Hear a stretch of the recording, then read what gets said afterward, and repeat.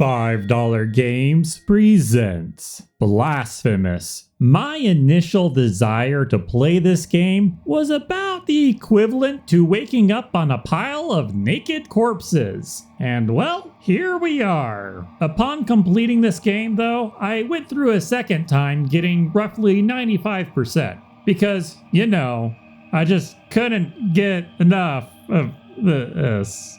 Anyways, the story begins with something called the miracle. It was a cataclysmic event that manifested feelings of guilt and sorrow into actual things, causing a very distorted view of what is right and what is wrong. But essentially, all of this suffering is viewed as a good thing. And from what I can tell, a division arises between beliefs, and the protagonist's goal is to stop the deviation. There are a lot of Latin words, and it's an extremely immersive environment that had me frequently questioning people's morals and thought processes. But anyways, gameplay-wise, it's a platformer. You have to kill 3 bosses in any order before you can progress to the next area. When you die, your maximum amount of mana diminishes until you go pick up what was left behind. Money, also called the Penitent One's tears,